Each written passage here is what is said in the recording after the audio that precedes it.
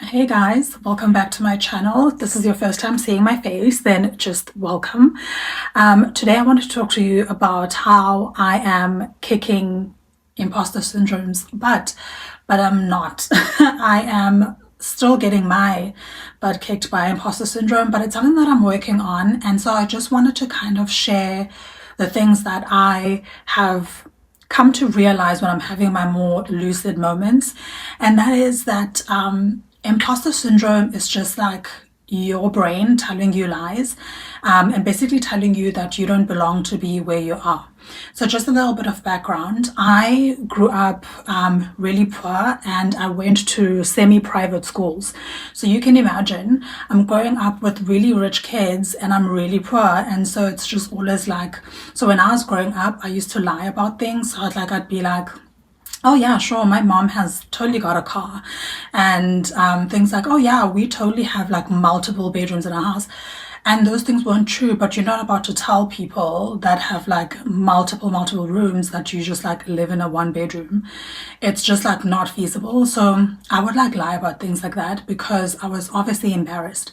And so when you live with those kind of lies and that kind of shame following you around, you get to a point where you're just like, why am I here? I remember once going to my mom and saying to her, why didn't you just send me to a public school so that I can be poor with everyone else? Like, we all would have been really poor and everything would have been great because we all would have been poor instead of me being the only person that doesn't have any money in the school. But obviously now looking back, I realized that everything worked out and I should have been at that school. I learned so much at that school, made great connections some that I still keep to this day. I obviously also wouldn't have had the knowledge and the skills and the education that I had to end up where I am today. So obviously it was necessary for me to be there. God put me there. I did belong there the whole time. I made great friends there. And to my young mind, it was everything. The fact that I didn't have the same things that like the same physical things that the other kids had, it meant a lot to me, but it actually meant nothing because whether you have things or you don't have things, what really matters is what you have inside. I know it sounds cliche and it's like whatever, but it really is about the connections that you make with the people that you make connections with. My friends didn't care that I was poor. Even though I lied to them, they probably knew I was lying and they just kept it moving because what mattered to them was the amount of laughs that we shared and the amount of memories that we made together. And when they look back, they think about that instead of thinking about, oh, there was this really poor girl at my school. They couldn't care less. Some may, but most of them just don't. And so it's always about where you're going, and it's always about how you're affecting the people around you. And it's always about how hard you're trying to just make the world a better place and to make the people around you happier. So whenever you can, you want to be making a difference to someone's life, no matter how big or small. And you just want to be all around making the world a better place, right? And at the end of the day, the devil telling you that you don't belong somewhere or the devil's lies, they don't have to be true. He just needs to get you to believe them. And then once you start believing them and living in that shame, then obviously you're going to move on, like wanting to make yourself as small as possible. And that's always been my goal. But something always pushed me, like, you have to make a YouTube channel, you have to make a podcast, like you have to speak about something. I didn't know what, but I really wanted to speak and I really wanted to make people feel better.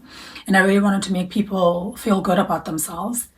And I was just like, I always used to think about like making videos, and I was just like, there's no way I'm going to sit and make videos. That's the dumbest thing I've ever heard of. And who am I talking to? Why am I looking into a camera, talking to nobody? And it's something that I like scoffed at, never would have thought that I would be doing this today. And I basically still like sometimes like don't believe that I'm like even doing. I'm like, what am I doing this for?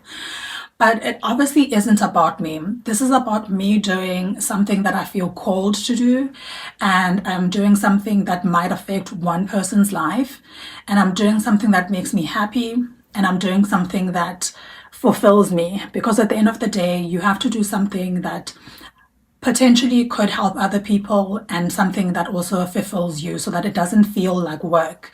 So when I sit down and make these videos, I don't feel exhausted to do it, because I just feel like this is something that I want to do. And I'm hoping that I reach one person, 10 people, however many people get to see it, because I feel like it's important for women and girls to find their space in the world. It is very enticing to sit back and say, it's a man's world, I don't really belong in it. No matter what I do, I'm going to fail. Things are like set up against me, but they really aren't. Like, nobody cares about you that much to be sitting and plotting on your downfall, like your individual downfall. So whatever you have, just take it and make it work, because you only get one chance. I know that there's like a lot of pressure if you, especially if you're someone that was in a position like mine where you grow up poor and then you get an opportunity to go to a semi-private school. There is that pressure where you're just like, it could have been anybody that got this opportunity. Why did I get this opportunity, and why was I put in this position to be the person that receives this? And so then you get anxiety, like, oh my God, I can't squander this. I have to like actually make it work. I have to be something. I have to do something. And then with all that pressure, that it ends up building up to the point where you're just like, you can't move, because there is that kind of pressure where you're just like, when you have too many things to do in a day, you end up just taking a nap because you're so overwhelmed and tired. So it does get to that as well. And then you just like go and find a way to make yourself as small as possible, and like sort of try to hide back in the background so that nobody sees you. You don't have to do anything. You don't have to be anything. You can just exist like in the smallest office job that you can find. And then that way you're safe from yourself, you're safe from your dreams. Nobody is pushing you to become anything. It's just comfortable in your little corner, in your little bubble. You're not really pushing yourself to do anything, but you're not hurting anybody either. You're just making it by, like, you earn an average salary. You live in an average apartment, you have an average life. Nothing wrong with that, except you're not really living your dreams. Because if you were living in that average apartment, average job, and you were living your dreams, and you were waking up every day feeling excited about your day, and you were coming home feeling very excited about what you've achieved in that day, and feeling like you have fulfilled your purpose, that would be absolutely fine. But you and I both know that you're in that average job just surviving because you don't want to push yourself, and you don't want to make yourself any better than you already are, because you think that that's where you belong. You think that you don't deserve anything more. You think that you are at your ceiling. But that's not true, but you keep telling yourself that so that you don't have to do any work, because it's just easier to be where you are. That on its own is actually like a sinful act. If you're not living up to your purpose, you are being disobedient to God, because we are all literally put on this earth to be the best versions of ourselves. All we have to do is try our best, and God will literally do the rest. So if you're too lazy and you're too scared to just exist in your purpose and just to do your best, you're already being sinful. Because being sinful isn't actively going out there and robbing banks. It is doing something as simple as denying yourself your purpose, and denying yourself the greatness that you know that you can achieve, and denying yourself from the people that need you, because there are people out there that need you. They need your service, they need your love, they need your expertise, they need the lessons that you've learned along the way, and they want to see what you have to say. They want to know how you made it through this and how you made it through that. And people want to have conversations with you. The one thing that we don't have in today's world is conversations. There are all sorts of apps that exist so that we never have to speak to anybody, so that we never have to stop and ask for directions. You never have to stop and ask people questions. We don't talk about the weather, none of that, because you can just open an app on your phone and check the weather and check how the forecast is for the next few days. You can open a GPS app on your phone and look for the directions, so you don't have to stop anybody and talk to them. And that is something that has kind of robbed us of an opportunity to learn from people, because before, that's how you met new friends, that's how you made new connections, and you end up falling into a job that you never otherwise would have found, because you started talking to this stranger at the bus stop. Next thing you know, they've told you about an opening at their workplace that is perfect for you. Stuff like that. So you do want to open yourself up to conversations with other people so that you can share ideas and just be human. We are social beings. I know I say this all the time, but we are social beings. We were made to connect.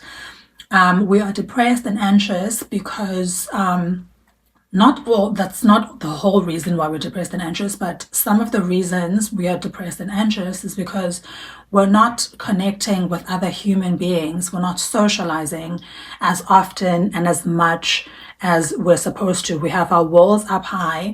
We'll share a little bit with this person, share a little bit with that person. And especially in America, like in America, people are very guarded.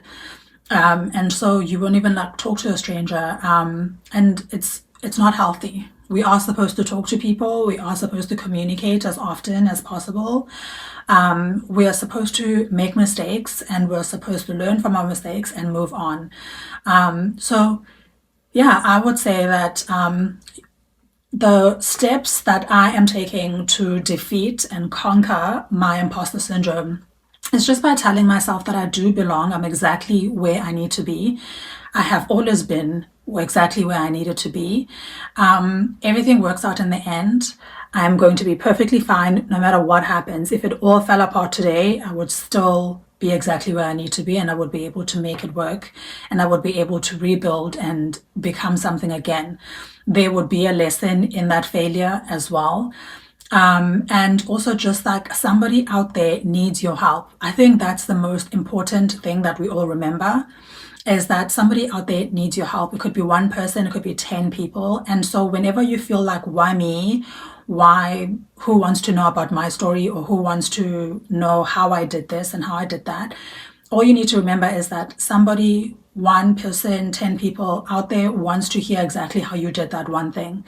And if you can help them out, maybe they'll help someone else, and they'll help someone else. You pass it along. You pass along goodness and positivity out into the world. Then you've won.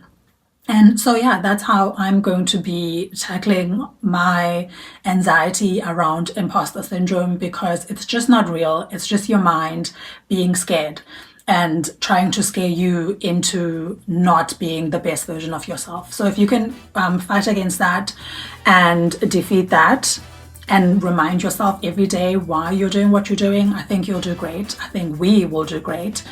And yeah, thank you so much for listening. I am so happy that you watched my video, and I hope to see you again on the next one. Bye.